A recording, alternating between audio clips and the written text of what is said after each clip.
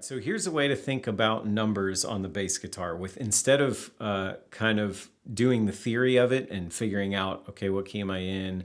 You know, what number is what note, whatever. If you can get yourself a number chart for the song, or you can just learn the song by numbers, which will get easier as you go on. But especially if you can get a number chart, here's a way to think about numbers instead of relative to the chords. Just think about the positions of where you are on the bass. So we're talking major scale, which is 95 or more % of the time with anything anyway. And the only thing that makes you care about what note is actually the key of the song. So that's going to be your root note. It's going to be your one, your first position kind of situation. So the only thing you have to know about your fretboard is where the root note is for that key. So depending on if you have a 4 or a 5 string, it's going to depend on that kind of where you want to do it. 5 string gives you a lower option, obviously. This is a 4 string strung like a 5, so sorry if that's confusing. If you're a 5 string player, you'll be like, oh yeah, that makes sense. I'm used to having this low B. If you're a 4 string player, you'll be confused that the second string is an E. Sorry, my pickup's buzzing a little bit. Rather than the first, but this first one is a B instead. So just be aware, you kind of know where that is. And the beauty of it is it doesn't matter as long as like the number positions relative to each other are the same, no matter where you are on the fretboard on the bass. So let's take G, for example. So G for 3rd fret, E string, that's your G. If you know you're in the key of G, then I always start from the first position. So this is the root note, G.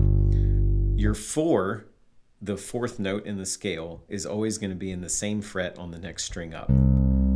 If you have a string below you, your 5 is the string below in the same fret.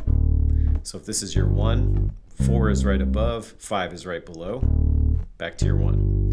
And so that's kind of the home base. To me, that's kind of like where all this stuff stems from and starts from, is knowing where your root is.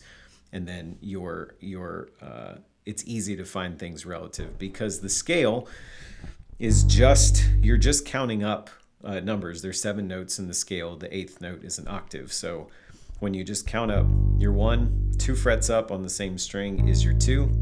Your 3 is either 2 more frets up from that or jump the string and be right here. So relative to your 1, the 3 is always half a step, 1 fret away from the 4. So 1, 2, 3, 4, 2 more frets is a 5. And then for the 6, you can go 2 more frets up, or you can come up here like we did with the 3. It's right above the 3. 7, and then 8 is back to the octave.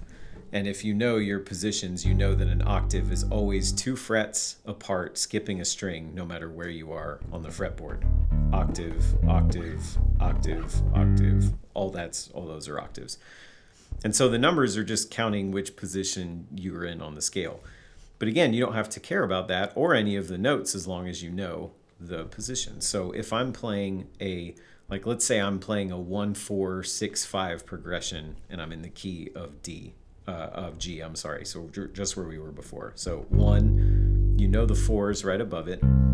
The 6, we know the 5's here, and so the 6 must be here. And then 5 is there, and then back to the 1. So the thing is, if you change keys, and let's say you want to be in the key of D instead, it's the same positions relative to the root.